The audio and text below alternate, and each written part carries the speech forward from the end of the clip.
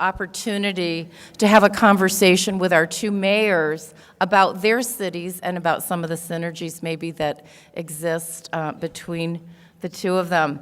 You know, there's so much interest regionally, nationally, internationally in each of these cities. And I think Oakland and San Francisco are two of the most dynamic urban environments in the nation. And each city is known for its own brand of cool, I would say. So we're pretty cool here in the Bay Area, and we have these two cool cities. So we've had many different pairings of the mayors of San Francisco and Oakland in the past. You know, we've actually been doing this event for 16 years. And so I have to say that this is an especially dynamic duo this morning, and I think we're going to look forward to a great conversation. We want to welcome, and we're so thrilled that Mayor Libby Schaaf has joined us for the first time this year, and so we're really so happy to have Mayor Ed Lee back. So our tradition is to alternate this event between the two cities from year to year, and last year we hosted the event in San Francisco. We actually ended up hosting it for 2 years in San Francisco, so we're so happy to be back here in Oakland, and we want to thank Mayor. And there's, you know, Oakland's kind of all the buzz these days. Have you so much interest in Oakland? So thank you, Mayor Schaaf, for being the host city this year, and thank you, Mayor Lee, for traveling across the Bay to be in Oakland. And next year we'll go back to San Francisco. So in addition to hearing from our mayors about the state of the cities in the region, we'll also hear a real estate forecast and a financial forecast from an economist. And you're going to go away well informed about opportunities and challenges in the coming year. So how many of you are feeling already that 2015 is, as the year of the Ram would say, going to be a year of prosperity? Feeling like it's a good year? Starting off, I mean, I just sort of get these senses of things early in the year, and I will tell you, it certainly feels that way to me. Before we get to our program, I do want you to join me in thanking the organizations and people who made all of this possible. The event is jointly presented by San Francisco Business Times and Wendell Rosen, our title sponsor. And thank you, Wendell. Headquartered in Oakland for more than 100 years, and such an involved corporate citizen, and involved on so many of the big projects like Brooklyn Basin, Coliseum City, and Center City. So you're going to hear some brief opening remarks from our good friend Zach Wasserman, who's a partner at Wendell Rosen, in a moment. I do want to thank our other sponsors, our partners, for bringing this program, and that's Cushman & Wakefield. And Cushman & Wakefield will deliver our real estate forecast today. And we want to thank Joe Cook, who is president of the West Region, and all the folks at Cushman & Wakefield. So thank you for partnering with us on this. And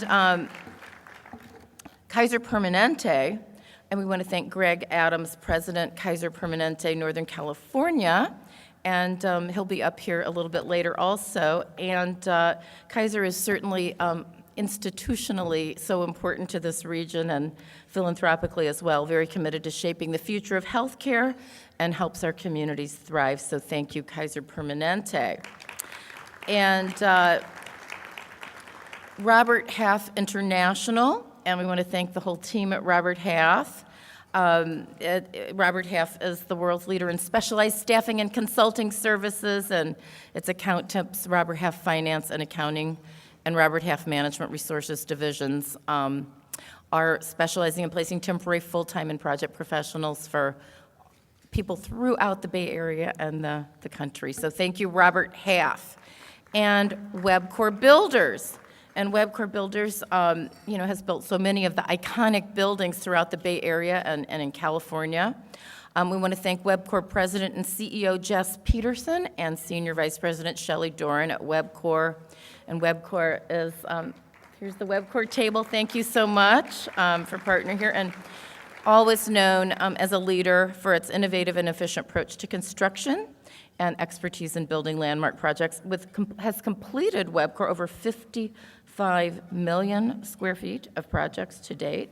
So thank you, Webcor. And Wells Fargo, such a great corporate citizen and a great partner to the Business Times. We want to thank Jim Foley, president of the San Francisco Bay Area region, and just the whole team at Wells Fargo. And we have some tables over here. And Wells Fargo serves 1 in 3 households in the U.S. and has more than 18,000 team members in the Bay Area, such a contributor here. And we're soon going to hear from Wells economist Michael Wolff. So thank you, Wells Fargo.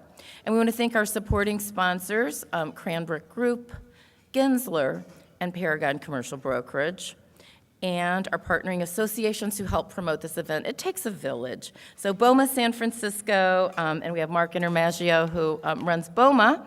We have San Francisco Chamber of Commerce, Bob Linscheid, president and CEO. San Francisco Center for Economic Development, Dennis Canahan, president and CEO.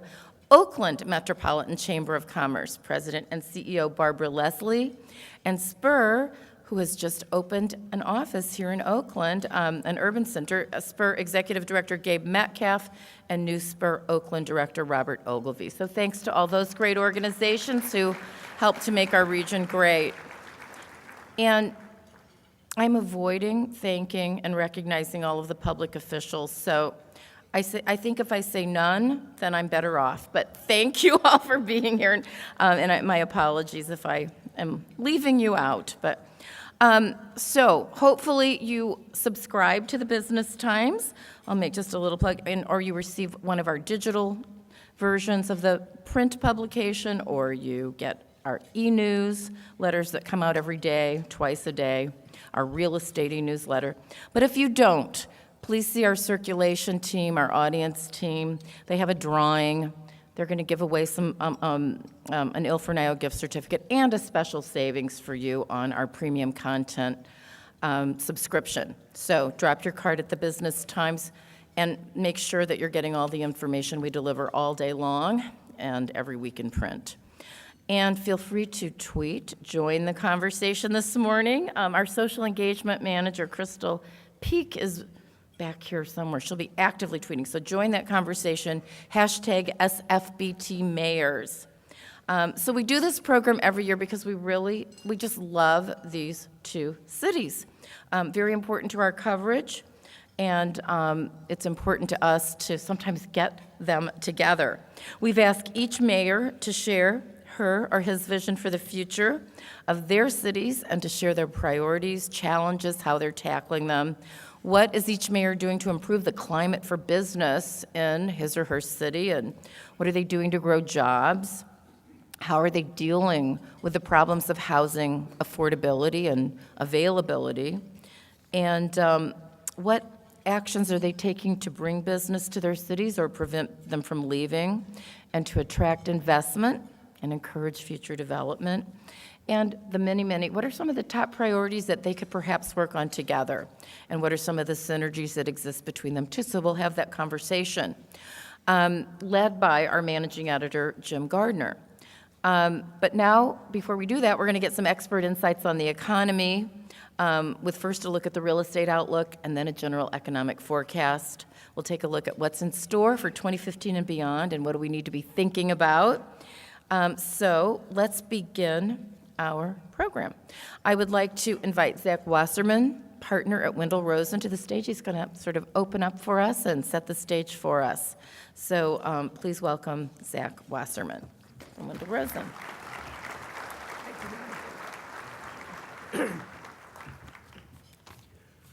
Good morning, all.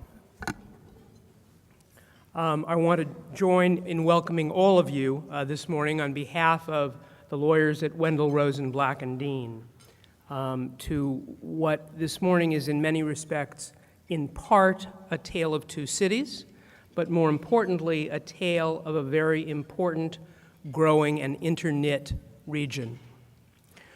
Wendell Rosen is Oakland's oldest and largest law firm. Wendell was founded in 1909.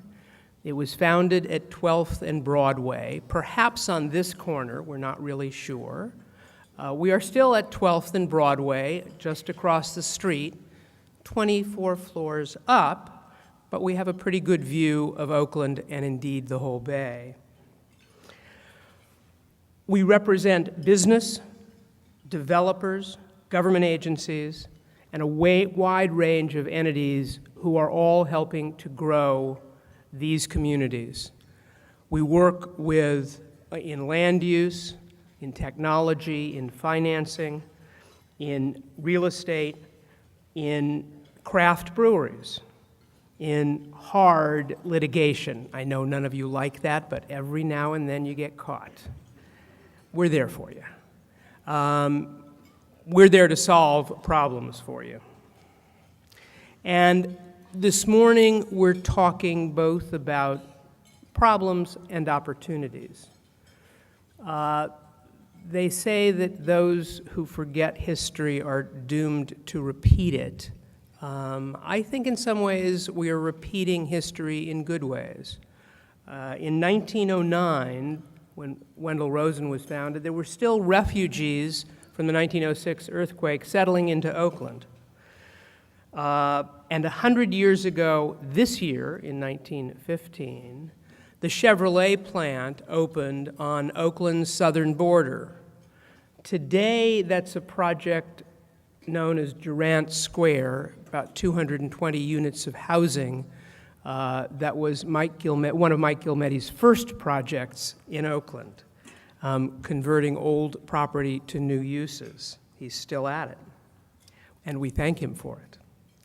In the 1920s, we saw a wave of new businesses here, more auto plants, canneries, metalworks, bakeries, a whole range of businesses growing to serve both San Francisco and the growing East Bay. Today, we're repeating some of that history. We have refugees from San Francisco in Oakland fleeing the rising prices in rentals and home prices, and simply the need for housing, although that's a problem in both cities. And we are also seeing new manufacturing come here to the East Bay, as well as elsewhere, of course. Businesses like Sungevity and Pandora and 3D printer Fathom. And there are maybe not canneries here, but there are lots of food businesses. Blue Bottle Coffee, Revolution Foods, Premier Organics, Numi Tea. And there are startups of all kinds on both sides of the bay that are really the future seeds and engines of our economy, because they're going to produce the new ideas in jobs in small batches and increasingly larger ones. Mutual support and competition between Oakland and San Francisco is both historical and natural, including competition between, and to some extent over, sports teams. Mayor Schaaf may talk in her remarks, I know she does in others, about recruiting, she uses another word sometimes, human resources, very valuable human resources from Mayor Lee. And we expect to start taking some of the construction cranes from San Francisco and moving them to Oakland.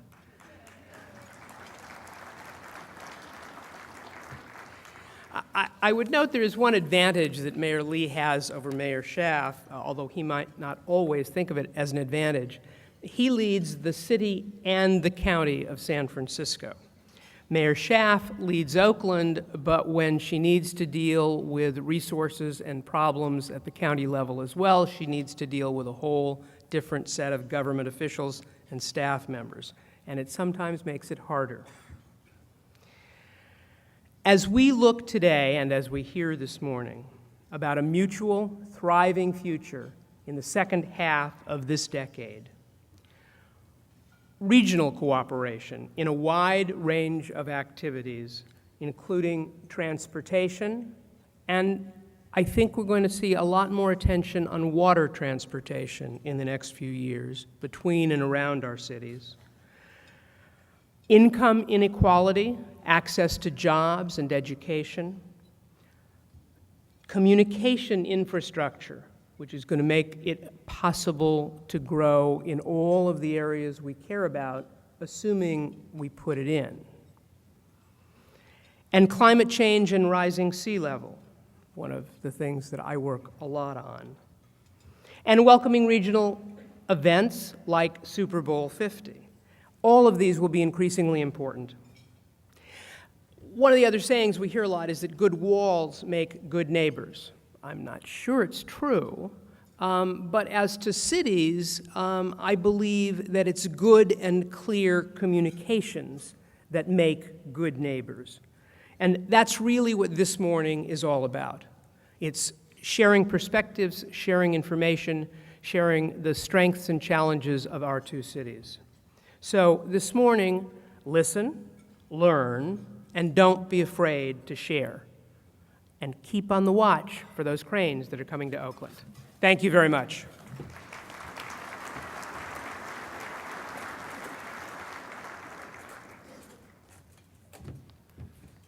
Thank you, Zach. Now, for a look at the real estate outlook, please welcome John McManus, who is Executive Director, Global Supply Chain Solutions, Cushman & Wakefield of California.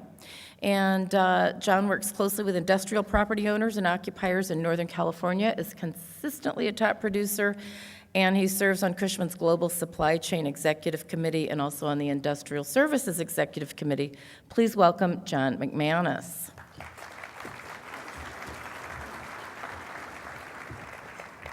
Thank you, Mary, Mayor Schaaf, Mayor Lee, friends in the audience, thank you for having us here today. On behalf of the 16,000 Cushman & Wakefield employees around the globe, 125 of us who work out of Oakland and San Francisco, I'm going to present for the next 10 minutes or so an overview of the commercial real estate markets in Oakland, San Francisco, and around the region. Try to talk a little bit about where we are today and talk a little bit about where we see ourselves going. Our daily work is transforming the way that the world lives, works, and shops. And much of that innovation begins right here in the Bay Area. Whether it's changing patterns of distribution for e-commerce companies, whether it's challenging the expectations of how many office workers you can put on a single floor, or whether it's integrating retail in new multimodal transportation centers, we're working on it at Cushman & Wakefield. So before we talk about where we've been, and this next slide needs to come with a warning label for those of you in the real estate business, let's talk a little bit about where we've come from. This slide shows the vacancy and rental rates in post-recession 2009. What was essentially the trough of the market, the vacancy rate across the region was above 18%. Only San Francisco was below 15%. Asking rates were in the low 20s to 30s per square foot per year. Fast forward to today. The vacancy rate has tumbled, particularly in San Francisco, the Peninsula, and Silicon Valley, where they've been sliced in half over the last 5 years. East Bay and North Bay vacancy is down as well, though not as dramatically, but will continue to fall as at this time there is no new construction underway in these markets. Meanwhile, asking rents have certainly been on the rise, with the biggest jump in San Francisco. Rents have doubled over the last 5 years. Though not as dramatic, rents in Oakland are up by more than 24% and continue to rise.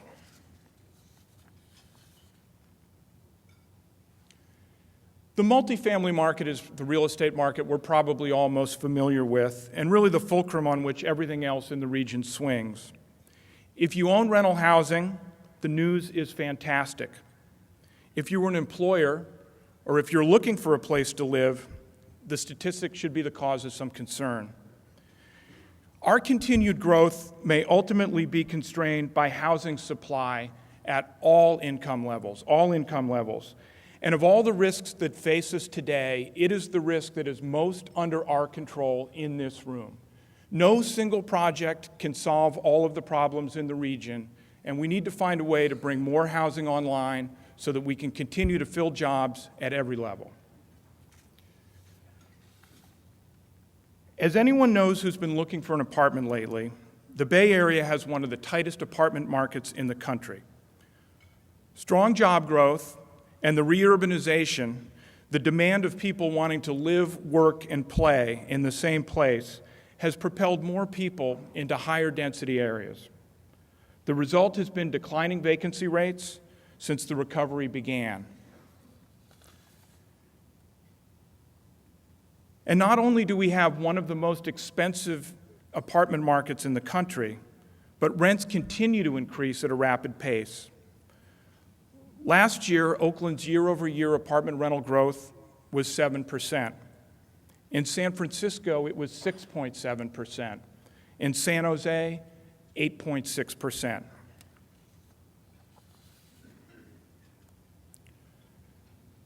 Fundamentals in Oakland have improved dramatically in the last few years, and now supply is picking up to meet the new demand. Rents are forecast to increase more than 11% during the next 3 years combined, despite the expectation of new product coming online. In San Francisco, the construction pace is ahead, but rent growth is still expected to increase by 10% during the next 3 years in total, while the vacancy rate may inch up just a little with the large amount of new construction coming online. So that's where we've been and where we are. Let's look ahead and see what we expect in San Francisco and Oakland over the next couple of years. Our focus will be on the office markets, but we can expect similar growth in the industrial markets, especially in Oakland, where demand has been strong. San Francisco closed out 2014 with an average asking rent of just under $61 per square foot. The top-tier Class A figure in the Central Business District was over $65 per square foot, with a few buildings in that subset commanding more than $80 for view space, in some cases even $100 for view space. These figures are the highest since 2000. There are a number of projects either already underway or in the pipeline that should deliver over the next 4 years, about 5.4 million square feet. With this addition to inventory, along with job growth projected to pull back somewhat from its torrid pace, and now I'm talking about 2018 and forward, we are forecasting an uptick in the vacancy rate to 10% by 2018. However, asking rents are likely to continue to rise since new space is Class A with very high production cost. In Oakland, we are projecting a healthy decline in the vacancy rate for the next 3 years, thanks to no new construction and a continued movement of more price-sensitive tenants to the market. By 2018, a combination of new product delivery, along with a slowdown not a reversal in job growth, will likely result in a slight rise in the vacancy rate.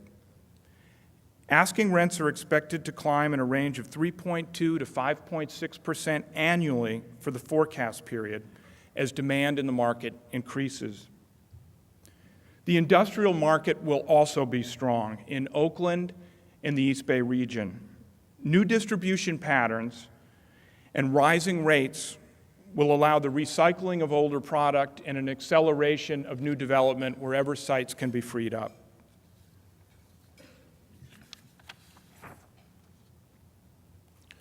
So here are the trends to watch for 2015. I don't think we need a spoiler alert to tell you that tech will remain the driver of everything that happens in the region. But all companies of all shapes and sizes need space too.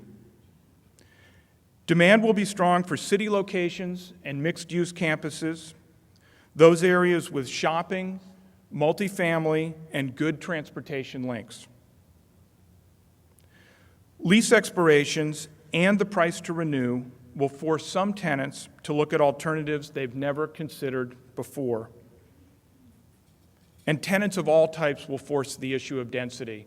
We've heard talk of 10 to 13 people per 1,000 square feet. This is in an environment where we used to talk about 4 people per 1,000 square feet. This is going to put stress on building structures, on the retail that surrounds them, and the transportation systems, and it'll be interesting to see how far we can push that.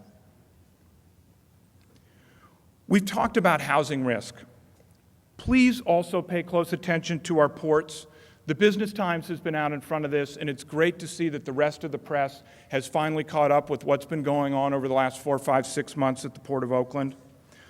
A protracted labor struggle has the potential to harm our industrial markets and our office markets and the jobs they support and create. The multiplier effect of our port is tremendous regionally and across the country, and we need to get that fixed. 2015 is going to be a fantastic year for the Bay Area. We will enjoy a healthy commercial real estate market, growing employment, and ongoing popularity with local and global investors. The news is very good. For those of you who are interested in these slides, they're on my Twitter timeline, and you can see that up here. Thank you very much.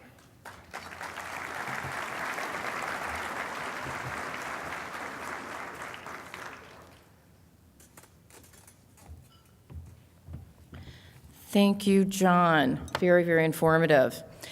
And now for a look at the overall economy and financial market. We're delighted to have Michael Wolff, who is an economist with Wells Fargo Securities, to shed light on what the future holds. Michael has traveled here from Charlotte, and he covers both U.S. and regional economies for Wells Fargo and writes for Wells Fargo's weekly economic and financial commentary. He was previously an economist at Moody's Analytics. Please welcome Michael Wolff.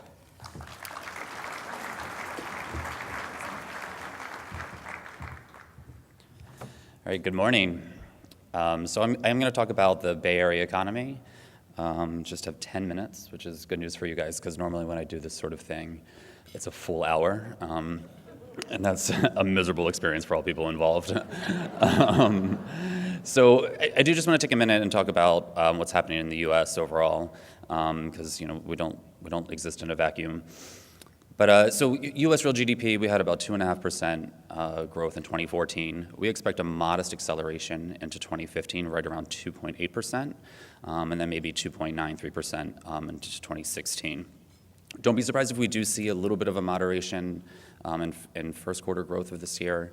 A lot of the sort of pullback from the energy industry, I think, will be reflected in this quarter. But I think, generally, the underlying momentum here is really positive.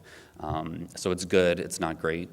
And a lot of this has to do with, or a lot of sort of the underlying momentum is really helped out by the Fed. Interest rates are extremely low. We do expect the Fed to begin tightening this year. Our call is for June. I wouldn't be surprised if their first rate hike is in September. But even with the Fed tightening, I think we're still going to be in a very low rate environment. So, we really don't see the 10-year Treasury yield going much above 2% this year, and we don't even see it reaching 3% by the end of next year. So I think a lot of people are really afraid of sort of the Fed moving and tightening and sort of hitting the brakes. But I think it's important to note that historically speaking, rates are going to continue to be quite low for some time. So that's all I'm going to say about the U.S., because I do want to talk about the Bay Area. Bay Area growth is extremely strong. Employment growth in San Francisco is 1.5 percentage points stronger year over year than the national average. Oakland is also outpacing the national average. And we've seen growth accelerate recently. So the first half of 2014, we saw this moderation in growth, but it's starting to pick up quite a bit. And in the event that you've been living under a rock, a lot of this has to do with tech.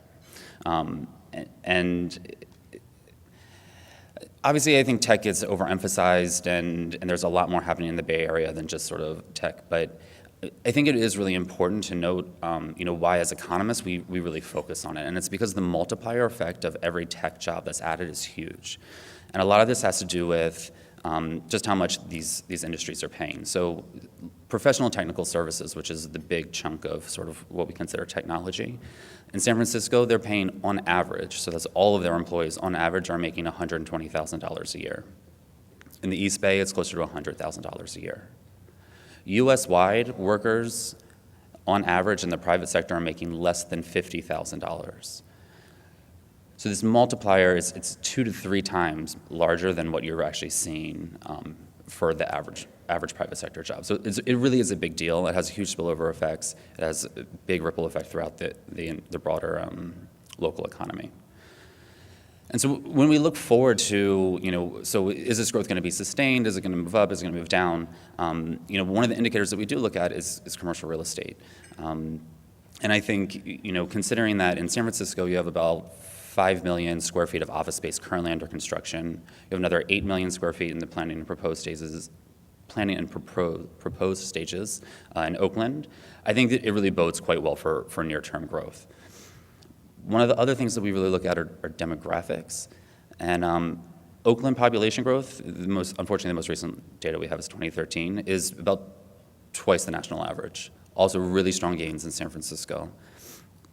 And I think what's more telling is when you look at domestic net migration. So this is the number of people moving into the area from the U.S. minus the number of people who are moving away from the area to other parts of the U.S. And Oakland and San Francisco are really the only two major metro areas in the state that actually are seeing a positive number. And some of this is a reflection of just how strong the economy is, and some of this is really a reflection of just how great the Bay Area is in all of the aspects that I think economists sort of like to shy away from. But it's stunningly beautiful here. There are a lot of cultural amenities, all sorts of things that we can't really quantify and we avoid like the plague. But what I thought was interesting was that, if I can just go back, is that Oakland's net migration, domestic net migration, was really so strong. And when we cover California, it's negative, and we always say, oh well, yeah, California's expensive. People are moving out of the state. All of that really makes sense. And I thought it was so striking that in the Bay Area, where it is so expensive, that it actually is so positive. And so I think some of the reason why Oakland ends up being so strong is probably pretty obvious, and it's that the median home price in Oakland is at $500,000 is a bargain compared to what you see in San Francisco at closer to $900,000.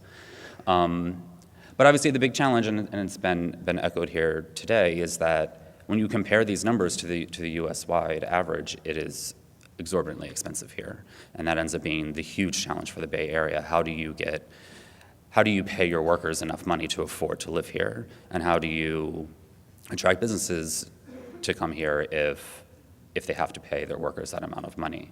And so I think when, as economists, we say, well, holding all else constant, no one would really want to be here, and that doesn't really make sense. Fortunately, not everything is held constant. And in the Bay Area, I think you'd be really hard-pressed to find a larger concentration of people, of workers who have the kind of skills that are necessary for the future jobs. And I guess it sounds a little hokey, but I think it's really true. You have other tech centers like Austin and Raleigh, but you don't really see as large of a concentration as you do here. And it really is, it's the biggest draw for the Bay Area, and it continues to sort of defy the odds of having an expensive place to live and an expensive place to do business. So our outlook for the Bay Area is absolutely positive. I think you'll continue to see a little bit of an acceleration in job growth throughout this year. It'll probably flatten out in terms of growth into next year. And I really think that the long-term sort of outlook is remarkably positive. I don't see the momentum in the tech center really going away anytime soon. It might die down a little bit, but it's going to be there for a long time. But again, I think the major challenge is keeping costs sort of contained and remaining competitive when you do have sort of these other tech centers throughout the nation, throughout the world, sort of waiting in the wings to sort of take all the growth that San Francisco's worked so hard for. So I look forward to hearing the mayor's remarks regarding this. Thanks so much.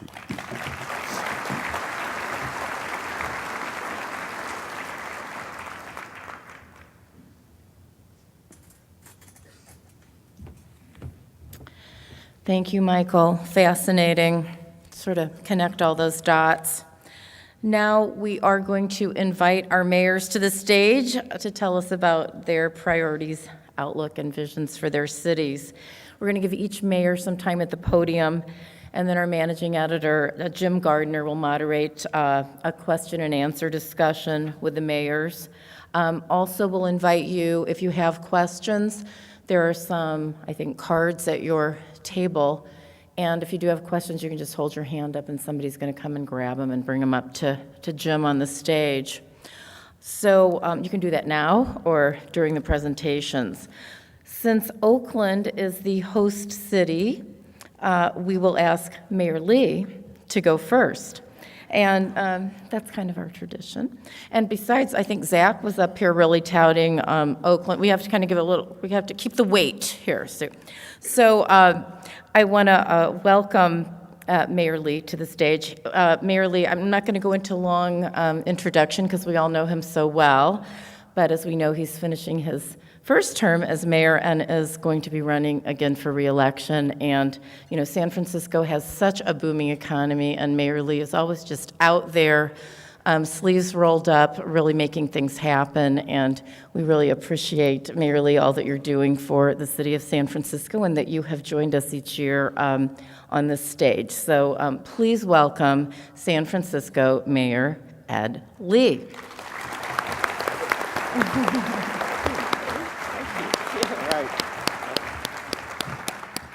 Thank you, Mary. Good morning, everyone. Good morning. It's great to be here in Oakland. Mayor Schaaf, and to all your staff that's here as well, to our business community, our San Francisco Business Times, I want to thank you for this opportunity to be here in Oakland. Let me begin by just acknowledging the very people who served this morning. Everyone's coming up to serve coffee and breakfast, and they're saying, "Gong hei fat choi." So I want to say thank you, and to the men and women who are serving us this morning. As I was watching them serve, thank you for them. As I was watching them serve, just a lot of thoughts came to my head. And the very first one was to make sure that I mentioned, as Michael did and others, that this strained relationship at all of our ports across the Western region is hurting all of us. You all know that. And I'm going to ask all of you to do something that I know Mayor Schaaf and I have been in constant conversations, not only with each other, but I know Secretary Perez and Secretary Pritzker, on behalf of President Obama, are here. They've been here trying to work that relationship. And the reason my thoughts went to that was because watching the people who served us just reminded me how valuable the relationship is between management and the workforce, because we can talk all about our success, and we're going to do a lot of that today. But I'm also talking about the need for strong relationship building. To me, that's been the pinnacle of my 24 years working in government in San Francisco, is that I've strived very much to be a builder of relationships, because we're going to have bad times and we're going to have good times. We're going to come from points of view where we absolutely think we are right about something. And the question will be, whether you're right or wrong, is what is that relationship that you have, and how can you keep building investor confidence in our ports, in our restaurants, in our storefronts, in our businesses. So I would like to ask all of you to do your best to make a phone call to the people that you know at the port, the workforce, the managers, the Pacific Maritime Association, and say, get a relationship going. Because I think they're past economics, and they're into serious relationship doubt. And this is one of those rare occasions where us as mayors, and sometimes I'm asked to look around the corner, and one of those questions will be, how do you sustain economic growth? How do you continue aspects of success? How do you anticipate things that you may not control? Well, one of them is happening right here along our entire West Coast. These are things that we would not have anticipated, yet we're doing our best to build our economic strength, to do all the things that we're supposed to do, but this happens. And I think it goes back to the very human trait that we ought to also train ourselves in the business world, is relationship building. That is really important. I can tell you all the statistics this morning. I know Zach and Mike and John have gone through that. But I just wanted to share more with you just my philosophy, how I operate, how I think being in the mayor's office, because I'm confronted with a lot of challenges these days. And I know that part of our success has really been the invitation to create strong relationships with our business community.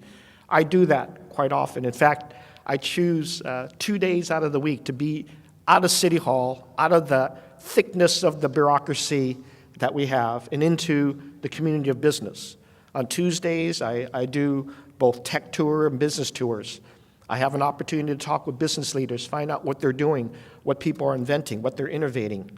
And then I have that rare opportunity that I'm invited to do in many of our businesses is speak directly to the workforce, the talent that all of you are recruiting to make your company successful. And I ask them, what do I have to do to keep the talent in San Francisco or the Bay Area? Because without that talent, without their keyed interests in living and working here in the Bay Area, we don't have the success of our business community. On Fridays, I take the opportunity to go to our neighborhood corridors, and this is where Katie Sofas and Monetta White, who are here with me today, and strong businesswomen in themselves, but they help me with corridors of our city where products are being made and put the label SF Made on there, or 25 neighborhood corridors in our city where we get our former redevelopment agency, now OCII, and I know Tiffany's here as well, we paid strong attention to our neighborhood corridors. How do we build those neighborhoods up and keep them strong? One of the lessons that I learned when I was working for Gavin Newsom, and he sent me to New Orleans shortly after the great hurricanes and flooding, was that city at that time did not pay attention to their neighborhoods. And so they weren't resilient in that way. And if we ever have a downturn caused by things that we may not control, whether it's climate, whether it's human disasters, we're going to have to make sure our neighborhoods come back very quickly. And those corridors and those small businesses are tremendous drivers of our economy, along with all of the businesses downtown and in South Market.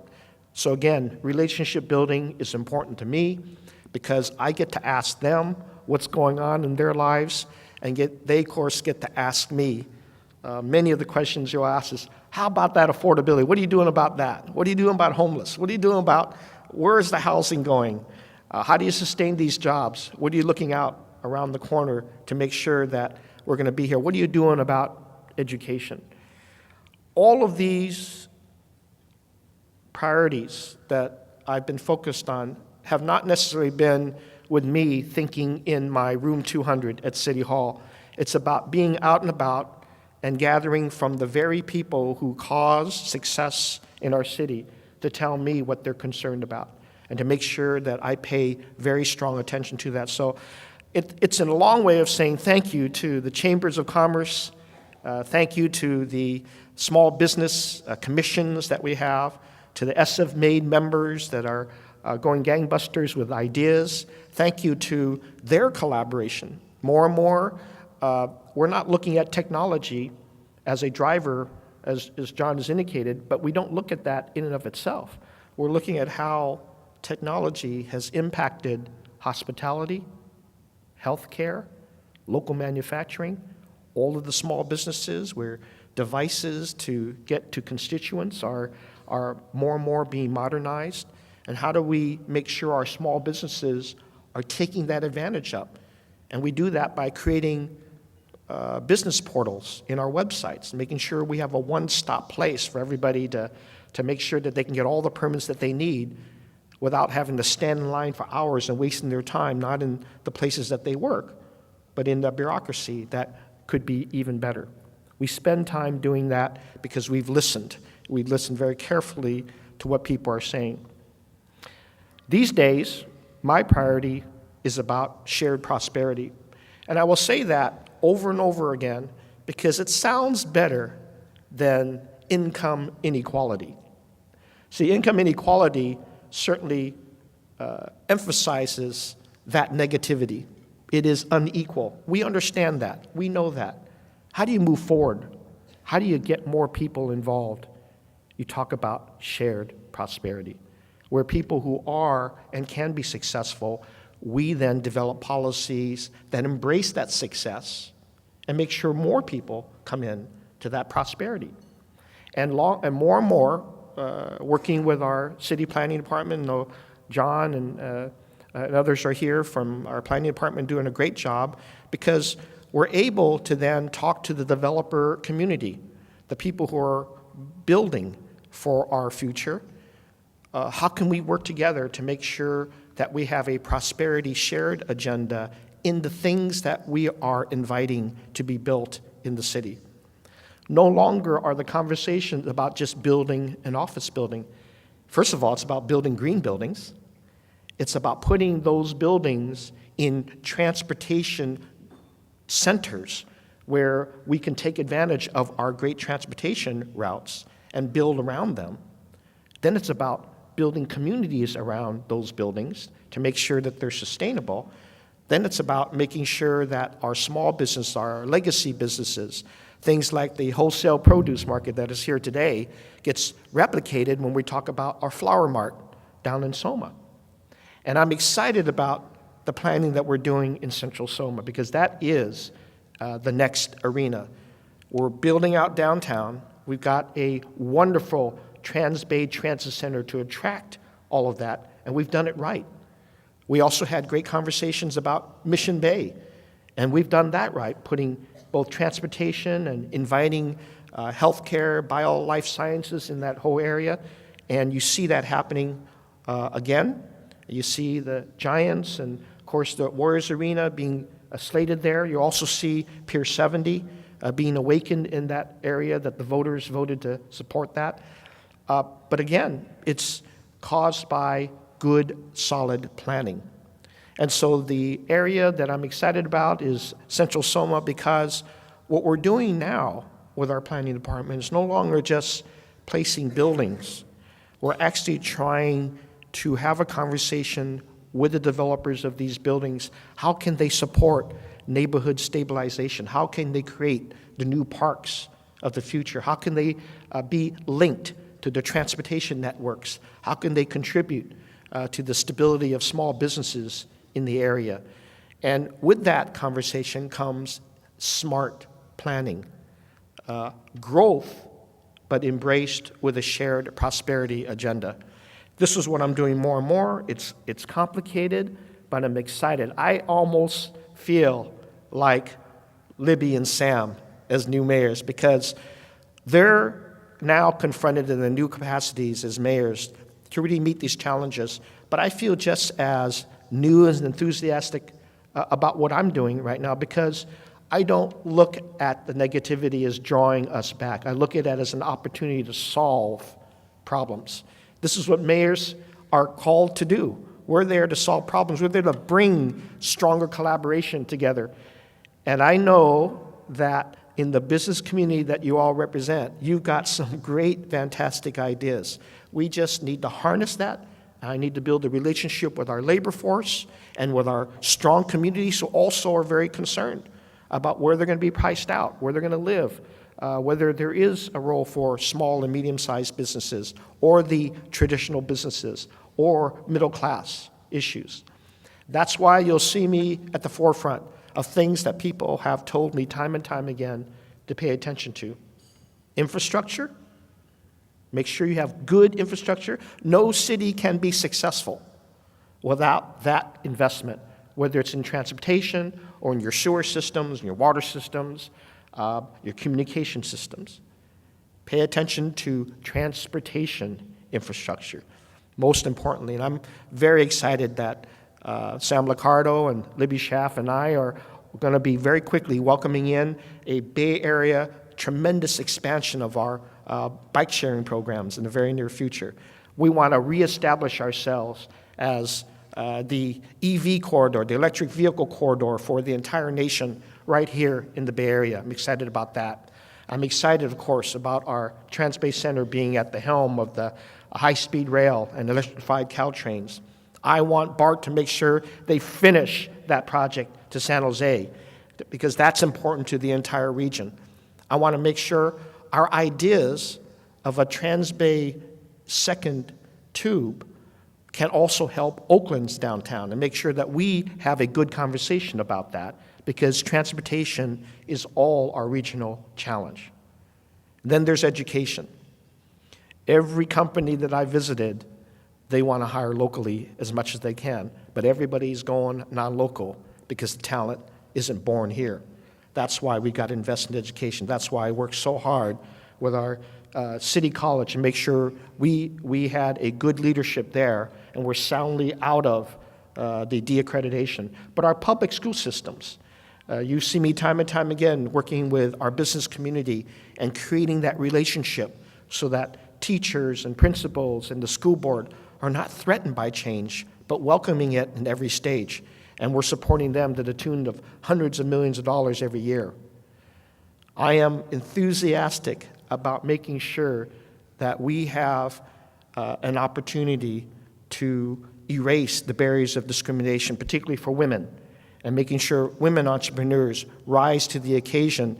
And this fall, Mayor Schaaf and I will lead an effort to have an entire Bay Area Women Entrepreneur Summit to look at what we can do legislatively or public and private initiatives to erase those barriers, to make sure women entrepreneurs have the benefit of the economic structures that we have, and make sure that we can allow them to be very successful as women entrepreneurs in the entire Bay Area. And finally, shared prosperity means tackling poverty in a much more creative and transformative, sustainable way. I am tired of looking at public housing, isolated housing, as we've seen for so many years. This afternoon, I will join Secretary Julian Castro at HUD so that we will announce our transformation of our public housing, the entire portfolio. Look for those details.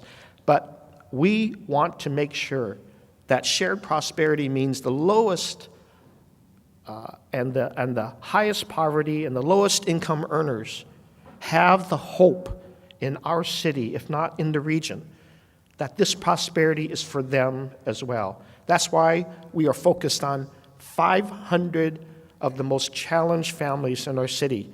And I'm going to be looking at the very details of how we have dealt with poverty for many decades and whether or not we are really able to transform those lives with the economic success that we are enjoying. This is the time to do that. In years past, perhaps we may have been challenged and not have the funds. There's no excuse right now. We can transform 500 lives, families, and make sure that they are successful. And when we do that, we'll come up with those models that we can share with the rest of the region. These are great times, not just because they're economically strong times. These are good times because we have the opportunity to help transform many people's lives for the positive, to create relationships that are long-lasting, to share in this prosperity, share in the ideas, share in the innovative spirit that we have in the entire Bay Area.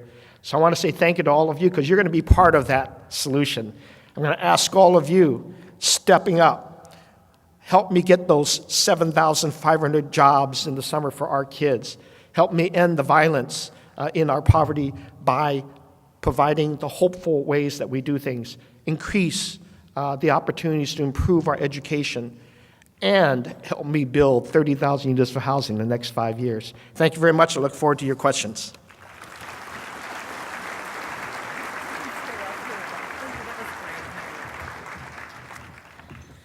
Thank you so much, Mayor Lee. And I'll have you stay up here. And now we want to congratulate Mayor Schaaf on her election. And to introduce Mayor Libby Schaaf, please welcome Gregory Adams, Executive Vice President, Group President, and Regional President of Northern California for Kaiser Permanente. So Greg Adams.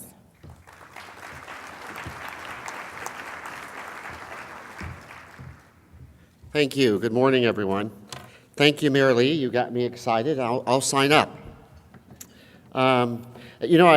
Zach, as you were talking about Wendell Rosen's history, I was thinking about our roots go deep. We often talk about Kaiser Permanente's roots and how deep they go, but you actually have us beat. But with more than 10,000 employees in Oakland, 50,000 employees in the Bay Area, our roots do indeed grow deep. And we're so excited that not only do they grow deep, but they're sprouting out all across America. When we think about the Affordable Care Act, the changes that are occurring in healthcare, so much of what's happening is that health systems all over the country are shifting away from fee-for-service, volume-driven systems to value-driven systems like Kaiser Permanente. One of the authors of the Affordable Care Act, Ezekiel Emanuel, has kind of coined the phrase, the Kaiserification of the American healthcare system. So we're so glad that that's happening. We think it is the right thing to do, and we should all be glad that it's come from Oakland and the Bay Area. This morning, I'm honored to be here and very proud to introduce Oakland's new mayor, Libby Schaaf. Mayor Schaaf has more than 2 decades of leadership and service work in the city. She is a native. And there are many things that I could say about her, but I will say that she is committed, and her administration is committed to the revitalization of the city. She's committed to preserving and celebrating the rich diversity and vibrancy that the city has. And I think as we've listened to the economists and others, we stand at a very unique moment in Oakland's history. And I think that there is no one greater that the city could have called to lead us and to help us articulate a new vision for the city than Libby. So would you join me, please, in welcoming Oakland's new mayor, Mayor Libby Schaaf.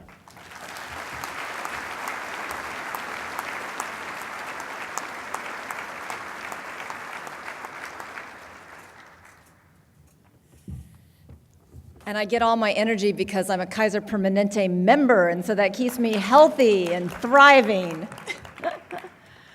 Good morning and welcome to Oakland.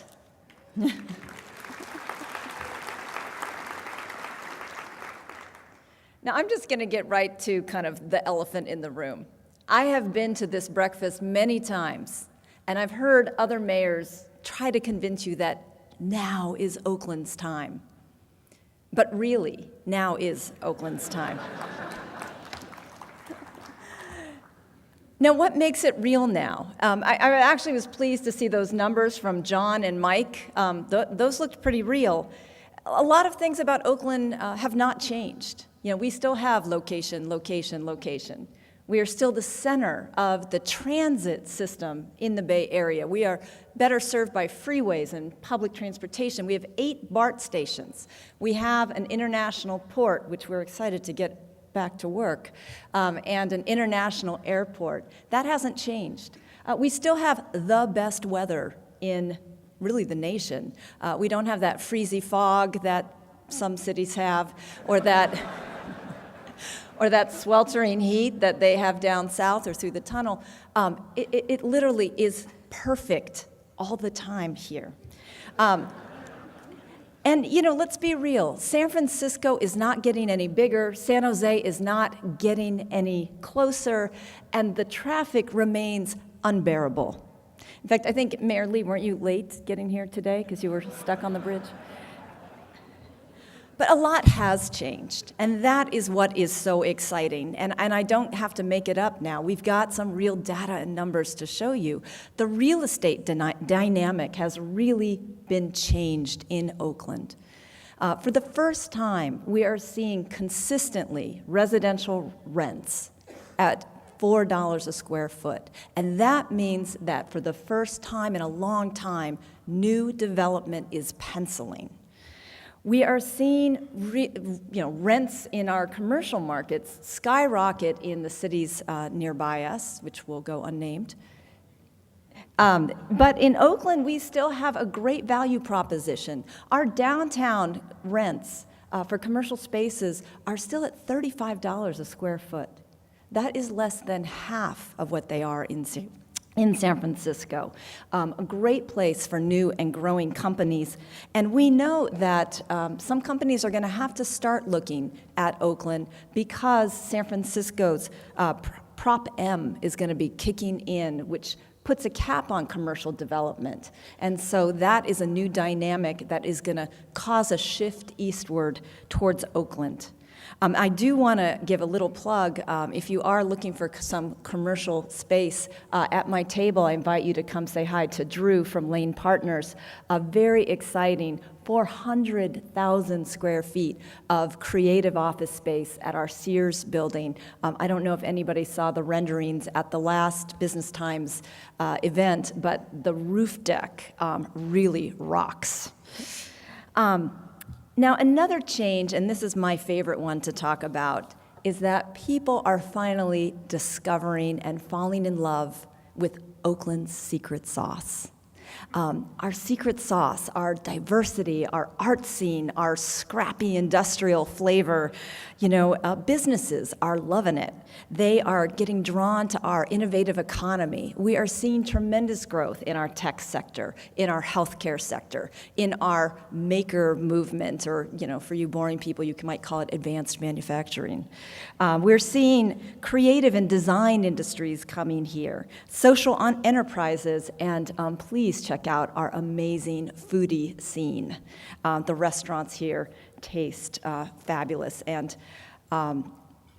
they're even going to taste better after March 1st because we will be paying a real decent minimum wage here in Oakland. The millennials are loving our urban vibe. They are moving here in droves. Did you see that migration statistic?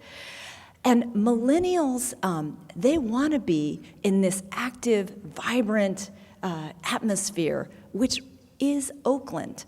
And one shift that we are all starting to see as far as where companies are choosing to locate is, for the first time, instead of building those sprawling campuses out in the middle of nowhere, they are following the talent.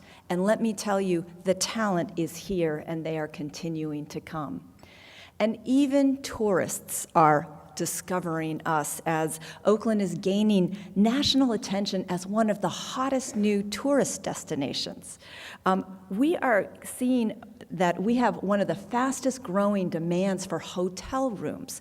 So if there are any hotel developers in this audience, please come see me after I get off this stage. Now, what am I, as Oakland's new mayor, doing to just capture this moment? You can only imagine how exciting I am, as Greg said, to have been given the reins at this incredible moment in time. So here are my commitments to you. One is to create more clarity and consistency in Oakland City Hall.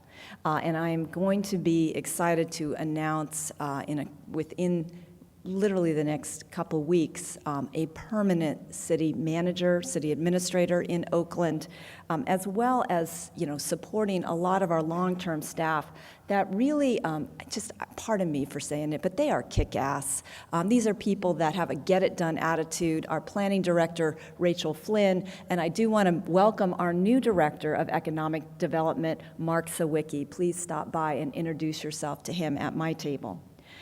This get-it-done attitude is something that I'm very grateful to have learned from one of my mentors, Jerry Brown, who I was very fortunate to work for when he was mayor of Oakland, and who I was very proud to have his endorsement when I ran for mayor. And just as an example of how that attitude can actually just get things done, I get in trouble with my staff all the time because I give out my cell phone number a lot. But I was sitting in a meeting during, one of my first weeks as mayor, and got a text from the head of real estate at Safeway. Safeway has made some wonderful investments in our city. But they had just finished constructing their new gorgeous store at College in Claremont, but they had been told that it would take a week to get the traffic signal turned on. Well, let me just say that light was on by the end of the day. Another thing that I can promise you is that you are going to find that we will be making changes within the city bureaucracy to make this government more responsive. Or as I like to say, my goal is to make Oakland the least irritating government in America.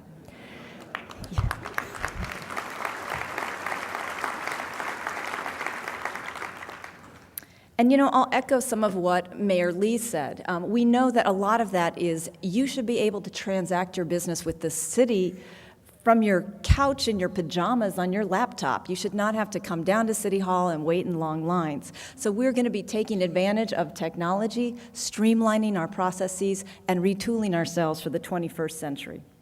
Next, it is my commitment to you to give you a clear roadmap for how Oakland can achieve dynamic growth, but without selling our soul, without ruining that secret sauce. Mayor Lee, I really appreciated your highlighting the crisis that we mayors face around these issues of affordability and shared prosperity. I'm going to borrow that if you don't mind. I like that term. And so in Oakland, we are doing that by, again, on March 1st, adopting a new minimum wage of $12.25 in the city of Oakland. Last year, we tightened our rent protections for our existing families, and we are looking constantly for new ways to build more affordable housing. And one of those ways is impact fees. And the Business Times, noted that that is something that I am strongly in favor of. And I just say, if you don't like them, get your project in now, because they haven't taken effect yet, so you've got a few more months. But that is something that is part of this shared prosperity vision, and how mayors like Mayor Lee and I can balance this need to see growth, but also protect our long-term residents and make sure that they don't get priced out or pushed out. But the thing that I am most excited about, as far as giving you a clear roadmap about how we are going to achieve this magical balance of dynamic growth, but also, preserving that beautiful Oakland soul, and that is our area-specific plans. We have, over the last few years, worked very hard and had the hard conversations on your behalf with communities to talk about, on a parcel-by-parcel basis, where do we think a dynamic growth is appropriate, and where do we want to see preservation? Where do we want to see new uses?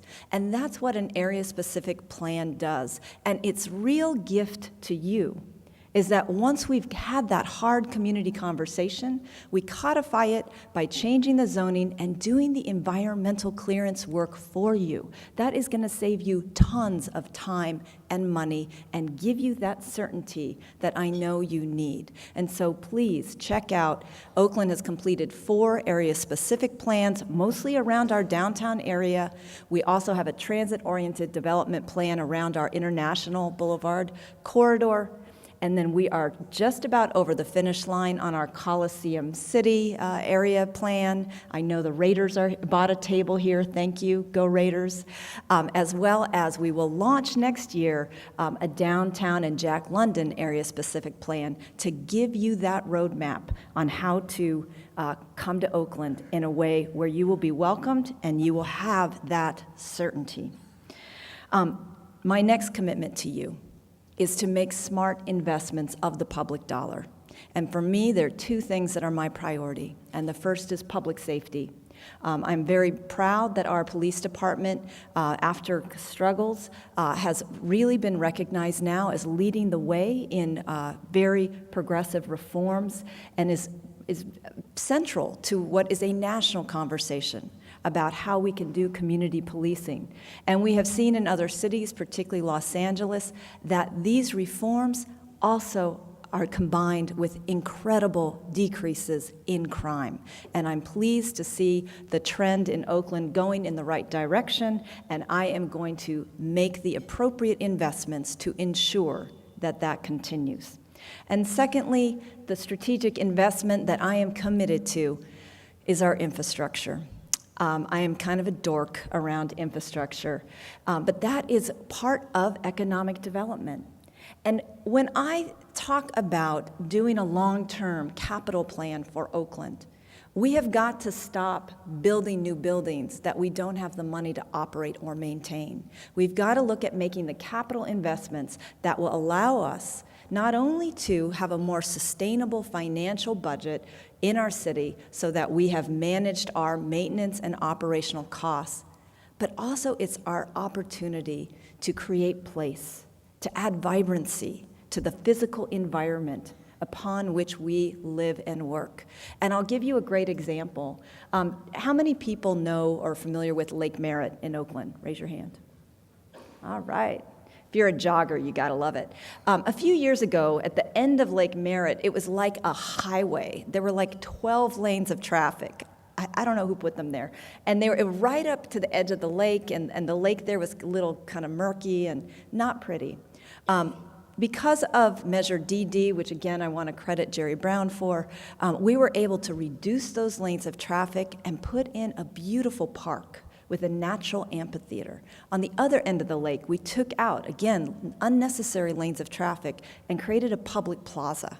And so now, nobody misses those lanes of traffic. I have not gotten one complaint about a traffic jam at Lake Merritt. Instead, I am reading front page stories in the Chronicle about the pop-up picnic scene in Oakland. There are tightrope walkers. There are free salsa dancing lessons on Lake Merritt. There are even like spontaneous weddings.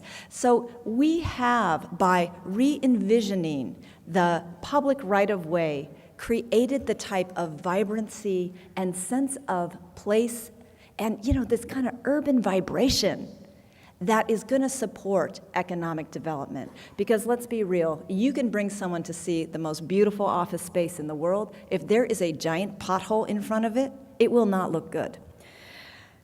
Finally, my commitment to you and to you, Mayor Lee, is to be an urban regionalist. Many things do not know the silly boundaries that we as politicians are subject to. Natural disasters is a good example. Transportation is something that we cannot look at in a vacuum. The jobs-housing balance is something that we really need to have a collective conversation about. And the challenges around affordability is one that we will meet much better if we work together as a team. I am so excited to welcome Spur Oakland. We are the third location for Spur. Good planning, good government. Spur just had its kickoff to welcome their new Oakland office. Robert Ogilvie is also at my table. I got a great table. You got to stop by. They had 900 people RSVP to the Spur kickoff. They had to turn away like 200 people. It was just, it was a fabulous, fabulous event. A mayor may even have ridden on a gantry crane across the ceiling of the, these are silly things that sometimes we do.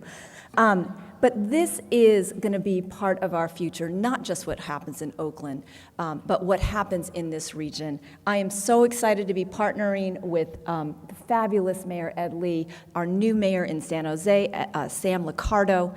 And if there is one thing that I want you to remember when you leave here today from what I have said, when I see you at this breakfast next year, which I look forward to, if you have not invested in Oakland by then, you will be kicking yourself. Thank you.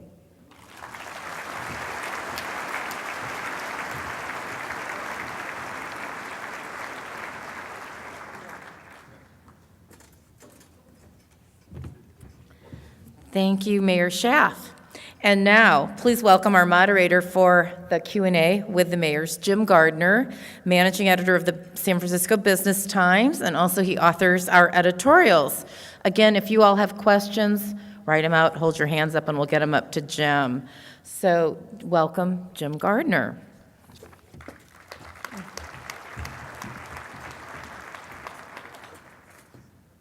Good morning, mayors, and happy New Year, or Happy Lunar New Year, or Gung Hai Fat Choi, take your pick. Very good. Very interesting to hear from both of you this morning. Mayor Lee, as you're the guest this year, let's start with you. Whether you call it shared prosperity or income inequality or unaffordability, what signs do you have that the policies you're introducing in San Francisco are actually starting to move the needle? Mm-hmm. Well, I'll give you maybe a very concrete example. Probably a year ago, this agency called META, Mission Economic Development Agency, was at the forefront of protesting Twitter and the Google buses and the displacement that's going on in the mission. And we partnered up with them and said, hey, I hear you. And we sat down and say, what is it that you want? Well, we want to protect our housing. We need to have more affordable housing. And so we, of course, asked the real question, how do you do that with just protest? And they realized, no, we also have to build housing, and we have to find ways to do it, and we can't just demand it, and it will happen. But government, nonprofits, the business community have to all come together and help the mission become protective of great cultural institutions they have there, but at the same time, figure out how to build more affordable housing because the families want to have that. The private sector, there's always going to be people wanting to buy property and, of course, improve it. How do you work a system where we have planning working with you to balance that, protect the homes, but also improve them? The fires from a few weeks ago demonstrated that we can't have dilapidated housing and call that affordable because it won't be sustainable. So a year later, they've hired a really good consultant who used to work at HUD. We're working in a collaborative spirit, and now they're articulating the goal that we suggested, which is let's build 2,000 more affordable units, and let's figure it out with the private sector and the business community. That, to me, is the best factual demonstration of how relationship building and taking the fear that they have and translating that into forward-looking process can be figured out. And we have to have an open-mindedness in government.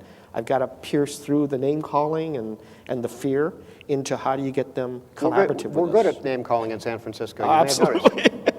Yes. Mayor Schaaf, you arrived in office and almost immediately found that Oakland has a $30 million budget hole.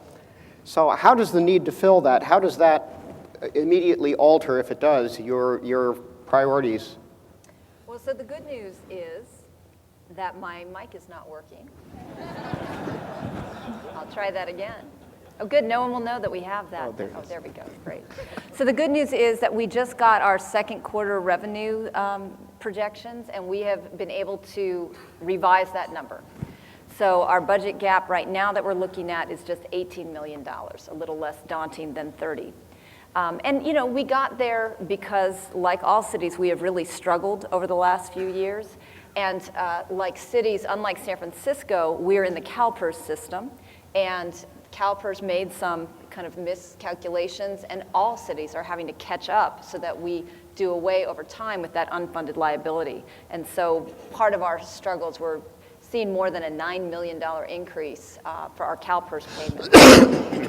But let me be clear, Oakland does not have, nor will it have, a deficit.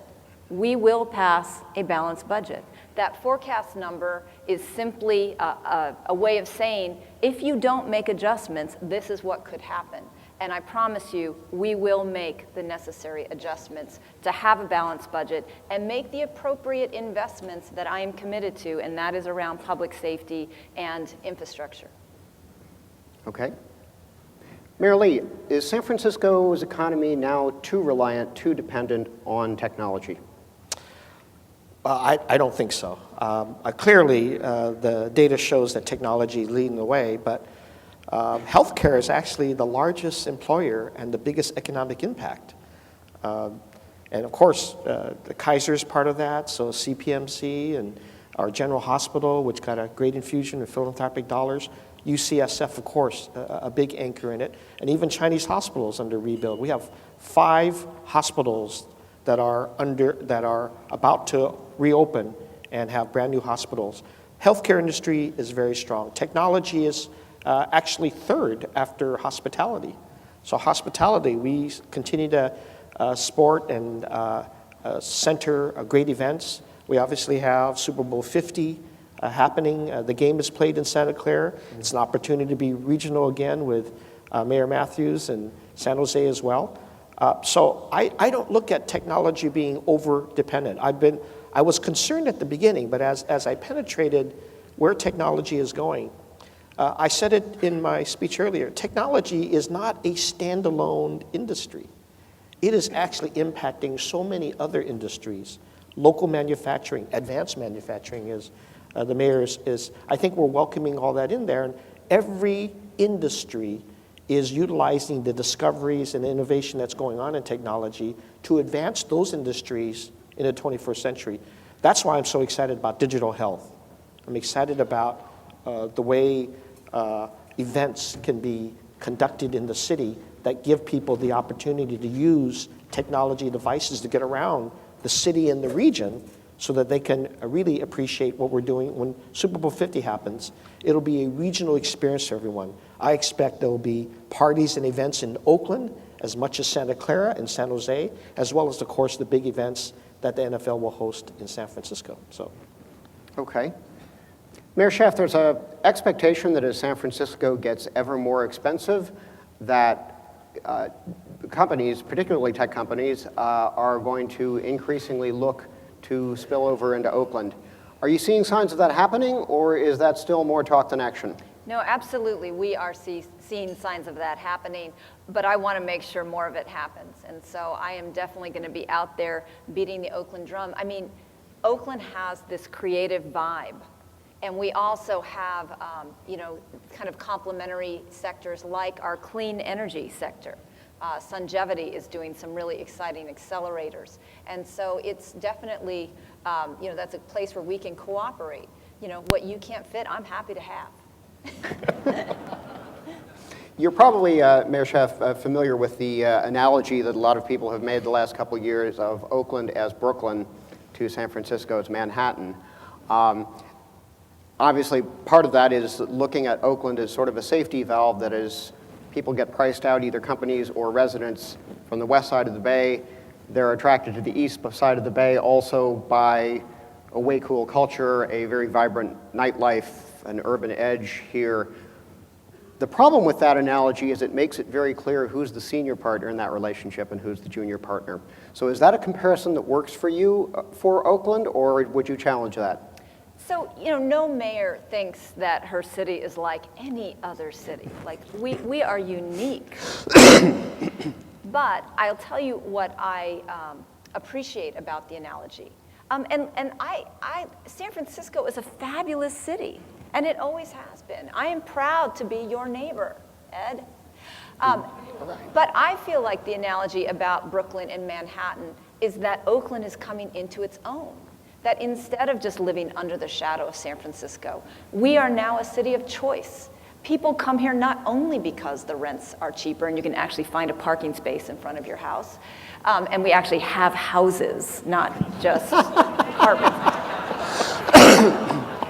So people come here not only for those reasons, but because they really like it. They like that Oakland vibe. They have discovered its coolness, its hipness, and its unique flavor. I got to tell you, we are fiercely proud Oaklanders. I mean, we have whole businesses that all they do is cater civic pride. Oaklandish is one of my favorite businesses here. Come on, check out my jewelry. So that's the part about the analogy that I like, that I think people are talking about, which is that Brooklyn has come out of the shadow of Manhattan, and it's its own cool thing, and so is Oakland.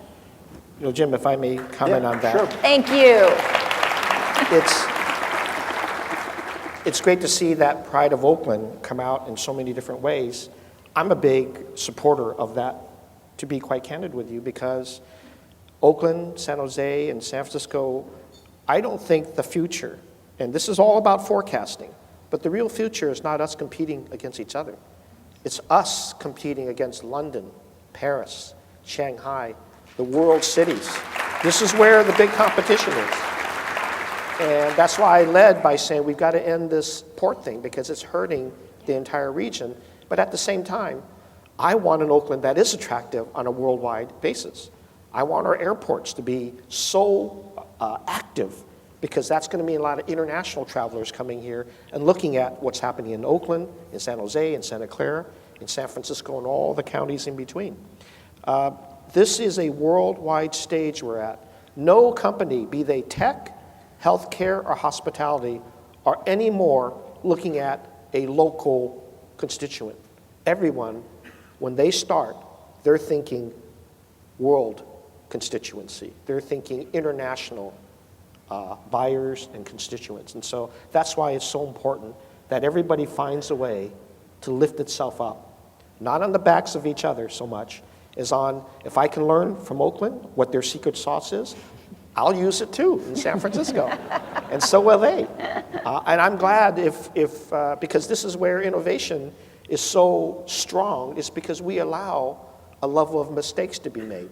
San Francisco has made some mistakes in the past, and yet there's opportunities to improve it. As long as we don't get down on ourselves, I think we go forward with it, and the business community understands that. That's why innovation is so strong in the Bay Area, because we allow for certain innovation to happen. Innovation is not about strict rules, and you must do this, and if you don't accomplish it, we kick you out.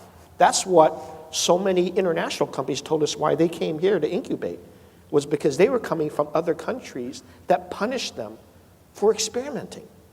And you don't have that experimental attitude, you're never going to get the investors. So both of you gave an interview to KQED, I guess it was about a week ago, with Sam Liccardo, the new mayor of San Jose. There was a lot of talk about this concept of collaboration among the three cities and among the three mayors.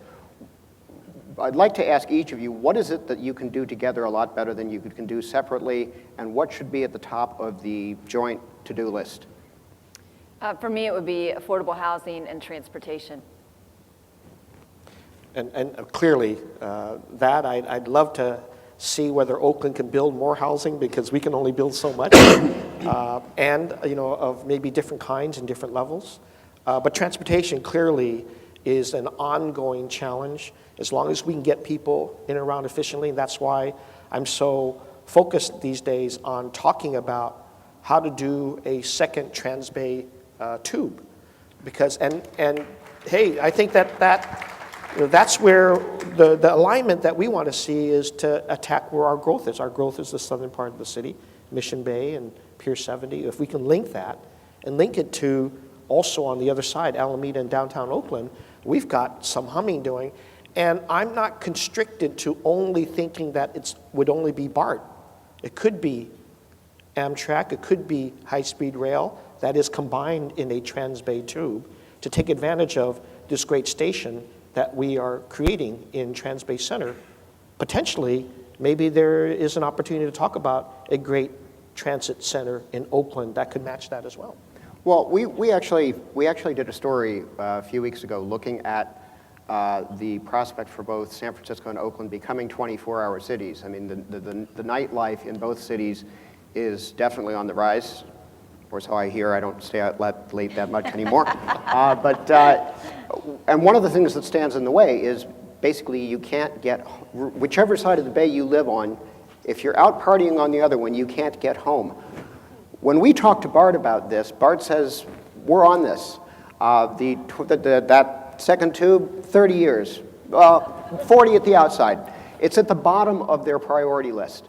So my question to each of you would be, what do you do to kind of kindle a little bit of fire under you-know-where to get that process actually moving?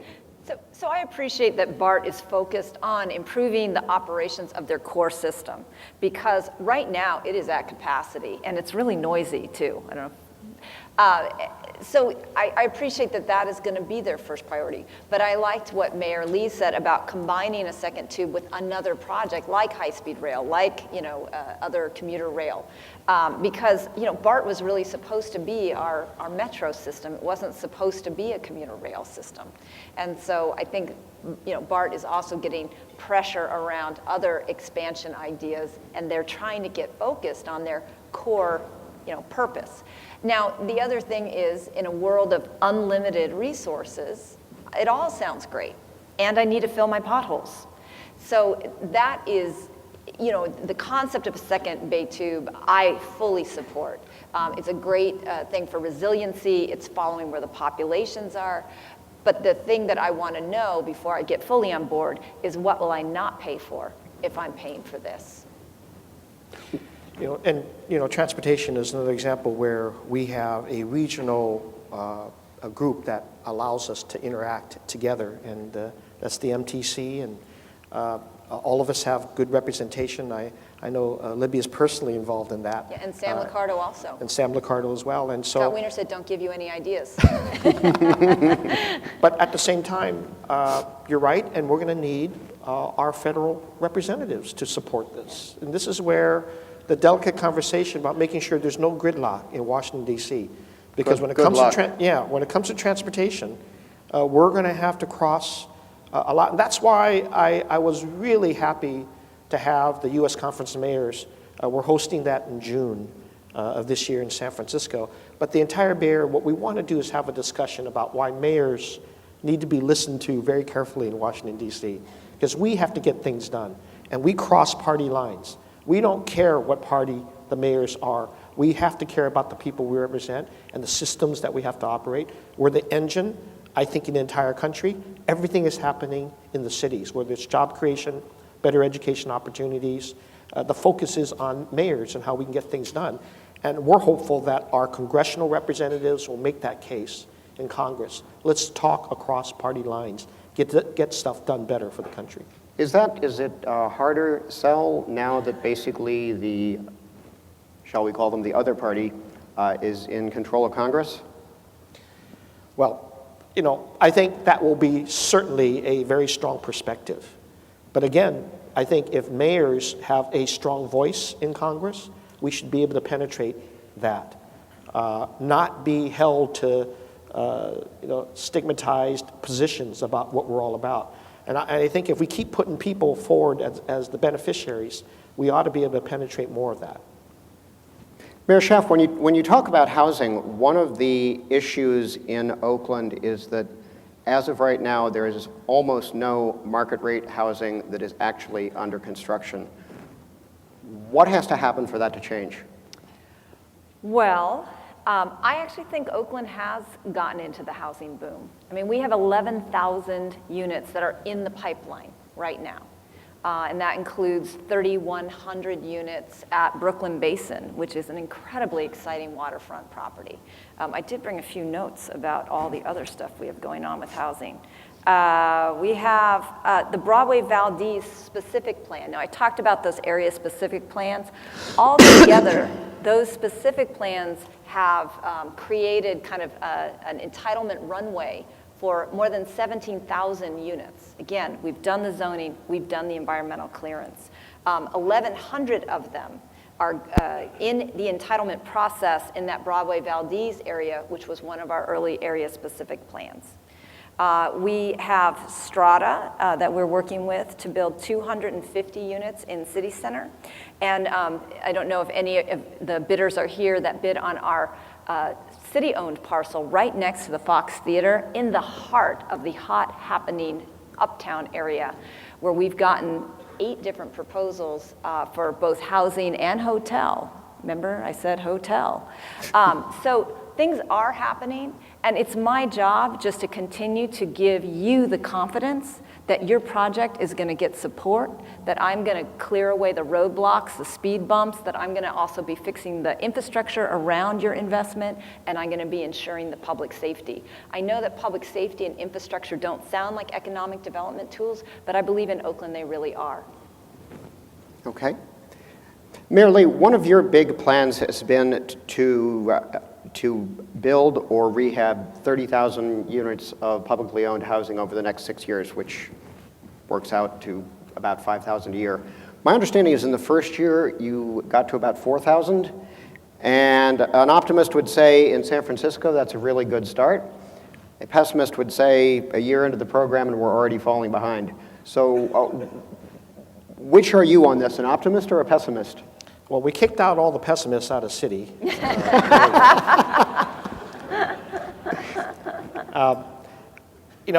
It was a great start. In fact, 4,000 by all accounts was literally 3 times as much as we did the previous year, 4 times as much as we did even in 2012. So it's a good start, but also we're learning how to do it even better. And when you see what's coming online, whether it's the Hunters Point Shipyard, that it's now on its really good rhythm, producing hundreds of units right away. Then you also match that up with the construction that's going on in Park Merced the already approved developments in Visitation Valley, those numbers will quickly come to fruition just in those three combined.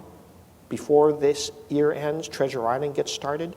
The clearance with the Navy and the toxic removal has already been accomplished thanks to Leader Pelosi and her great efforts to help us on all these different projects.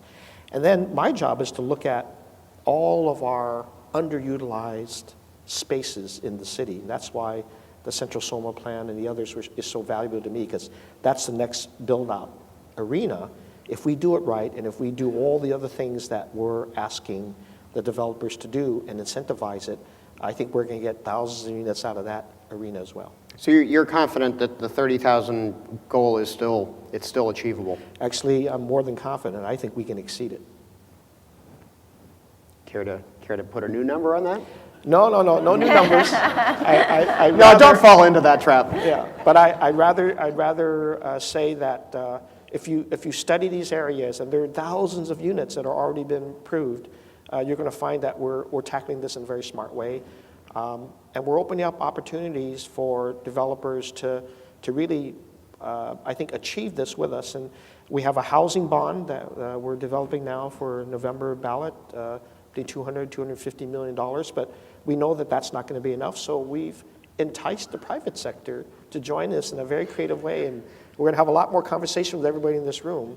We're creating a housing accelerator fund, and the best that I could say at this point is it's an enticement to the private community, to businesses, to the philanthropic community to join us in matching what I think the voters will vote very approvingly on, with as a housing bond.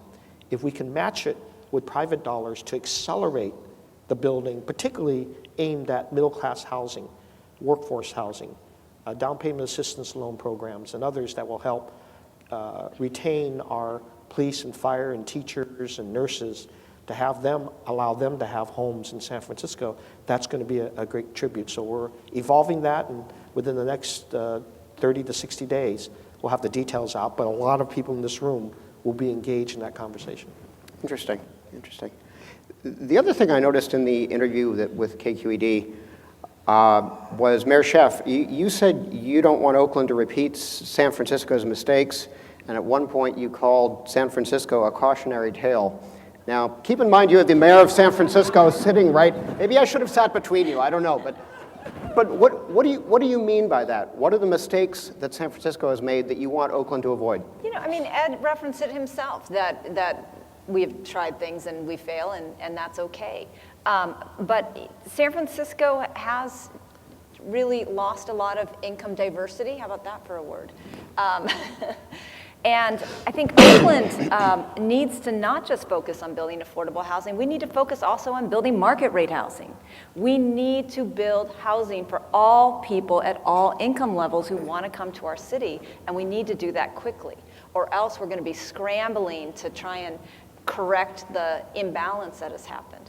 And we want to be sure that the long-term residents in our city are able to stay if they want to.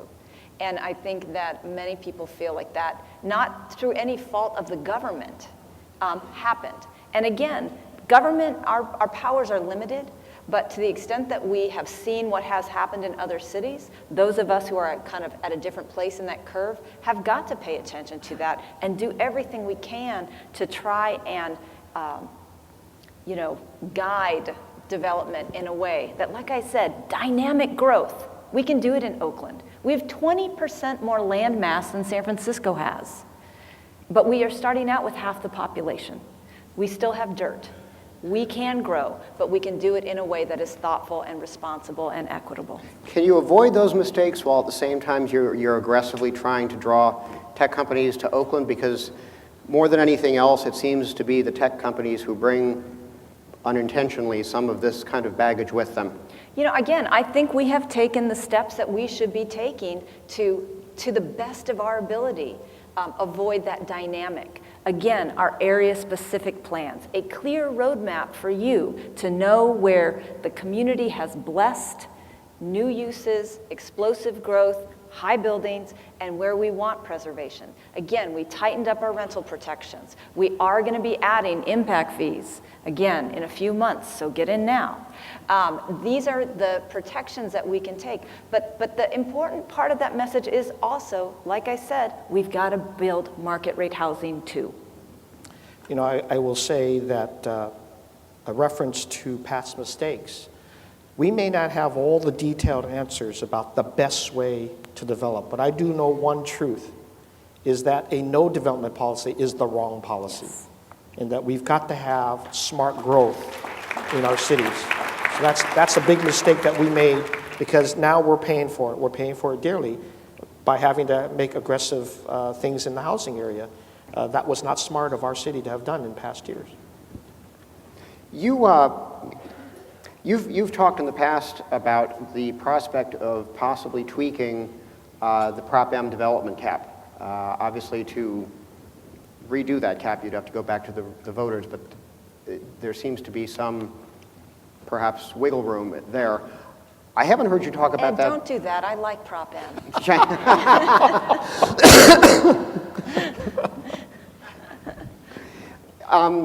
Is that still a live issue? Is it a dead issue, or is it in kind of suspended animation until after the election? No, it's obviously under great discussion with our developers, but we seem to have this pause where it does take some time for the approved developments to actually get approved and to catch up with all of the processes that we have. And so far, at least this year, we're beginning discussions with people about the historic cause of Prop M.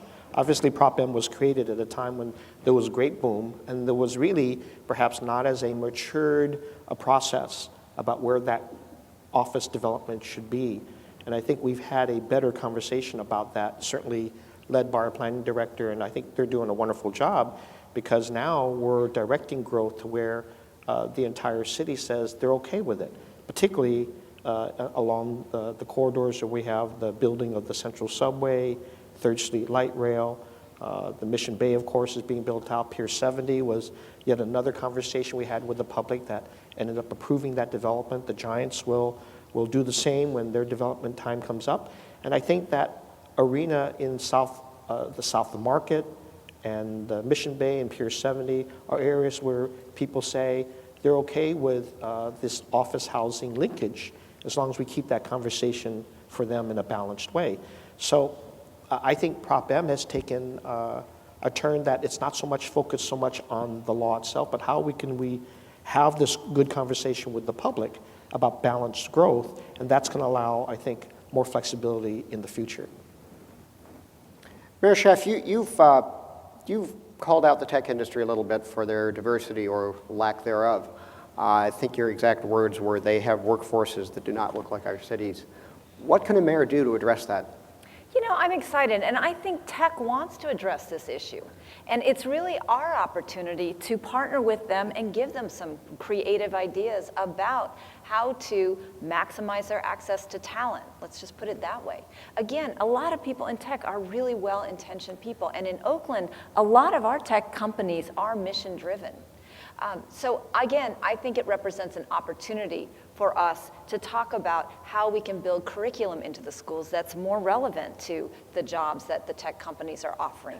How we can also look at ways for our small businesses to be vendors. Because as you know, and as was noted kind of in the slides, a lot of the power of technology is not just the tech jobs, it's all of the ancillary work that goes with it. And so to connect tech companies to those opportunities, to those populations, I think they're ready. I think we just need to have the conversation a little faster. You know, in San Francisco, too, we've invited the tech companies to be directly contributing to the improvements of our public schools. And this is where Mr. Benioff and Lynn Benioff are so vitally important, and we're thankful to them because they've invested right in our middle grades. You know, 2 years ago, all 20 campuses of our middle schools in public school had no technology, no Wi-Fi, no tablets for the kids to use.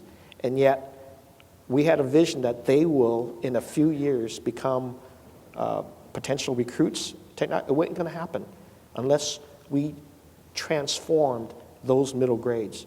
We're able to do so because Benny Hoff and I recognize that's where we can put some big, strong philanthropy dollars to match the school's commitment to improve those grades. And by the way, when you look at and when you talk to each of those 20 principals today, you're talking about people who are going back to when they first started their education profession.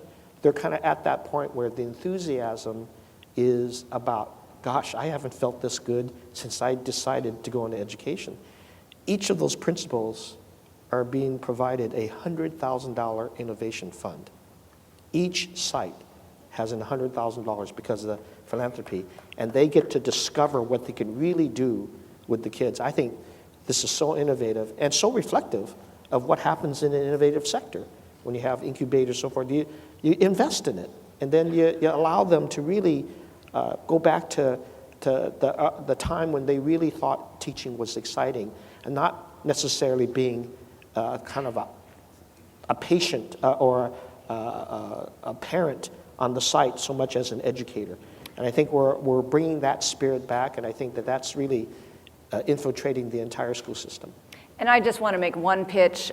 In Oakland, we have engaged in a commitment to make sure that every single Oakland Public Schools student has access to an internet-connected computer at their home, at their after-school programs, and in their schools. And we're doing that through a really innovative and sustainable recycling program. So one thing that everybody in this room can do is when it is time for you to upgrade your computers at your office, donate your old computers to OTX West. They train young people on how to recycle them and get them out to these students, these schools, these after-school programs. And again, you get a tax write-off and you feel great about yourself. So OTX West, that's my one pitch. Okay. And I'm excited about our San Francisco Chamber of Commerce. They've embraced this education goal as an entire business association. They're going to be coming out with even more programs that support the continuing education improvement of our schools. Okay. Beyond the kumbaya moments of increased collaboration, when it comes to sports franchises, I get the impression the two of you, and we'll throw Sam Lacardo in there as well, you are more competitors than you are collaborators. Much of that focuses on teams that are now in Oakland, but may not be for the long term. Looking at the Coliseum City Plan that's now under discussion, how hopeful are you that that might keep one or possibly two of those teams in Oakland for the long term? Well, I'm more than hopeful, I'm confident. We have a great development partner in New City. We have the real deal here, and in my first few weeks as mayor, I was very pleased to make some very tangible progress on keeping as many teams as possible in Oakland. First off, Oakland and the County of Alameda are co-owners of the land. Just like you cannot sell your house without your spouse's signature, we cannot do anything with that land unless the county is at our side. And so for the first time, the city and the county are working jointly. And then secondly, we have opened up our direct negotiations regarding the site, not just with New City Development, but also directly with the Raiders and with the A's. You know, we are somewhat in accepting that the Warriors absolutely have the right to move to San Francisco. We would love for them to stay, but should they leave, we have potentially one of the most prosperous concert venues in the region at the Oracle Arena. So life will go on. Although, God, what a season, man. I know. I know. Painful. But that is a very clear focus of mine, and I'm really pleased that the city and county are finally working together to make something happen, and we've got a good partner in New City, and things are moving ahead, so stay tuned. Okay. We are unfortunately drawing short on time here, so just have time for one more question for each of you. Mayor Lee, you've completed a term. You're going to be on the ballot this November for a second term. What do you want voters to remember about your 4 years in office?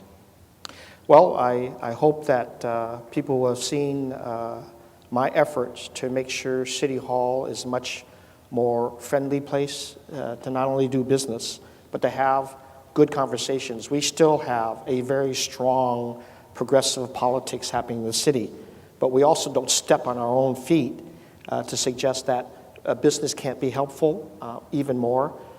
It doesn't mean that there's takeovers of anything so much as better conversations at City Hall that don't pit each other about what's right and wrong, but try to embrace what's good in each other. And I think hopefully that has translated into historic levels of philanthropy that we've ever seen before, historic levels of investment in our education, the building of housing for more people who want to be in our exciting city, a sense of regionalism we haven't seen before that was caused by people understanding the role of government, its limitations, but its powerful impact if we work with the private sector to cause things to happen that wouldn't ordinarily happen. This can only be done, in my opinion, if we spend time doing relationship building, as I've indicated, and building for the future that says it's not about who wins or loses on one particular issue. It's how we treat each other and how we invest in each other that says we might have a difference here or there, but we have a common goal that we can't put aside. And I think that that's how I want to be remembered, is I caused that to happen clearly in the traits of past mayors that had a lot of challenges. I learned from them often, and I guess I'm maybe one of those few mayors that came up from the bureaucracy, but I hope I've given some great pride in the workforce to do even better with the resources that we have and serve a lot more people. Mayor Schaaf, you've been in office six weeks? That's about What's right. the single most surprising thing, the thing that kind of had you slapping your head like, hey, I didn't expect that? Well, I got to meet 2 presidents in 1 week. That was exciting. Today and tomorrow I'll have met 2 cabinet secretaries. I guess what was surprising to me is just how much pent-up excitement there is in this city. The just explosion of optimism, of energy, of people ready to get down and start making Oakland the city of their dreams. I knew I had it.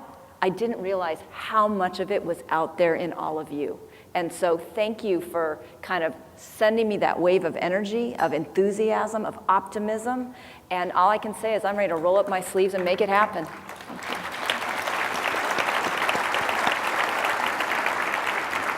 Well, on that inspirational and aspirational note, we'll call it a day. Mayors, I want to thank both of you. This has been very informative, very enjoyable. Sounds like there will be no shortage of things for you to do in the coming year. I wish you both luck. Thank you. Thank you. And Jim, thank you for doing a great job of moderating. Thanks again, Mayor Schaaf and Mayor Lee. We wish you a great year ahead.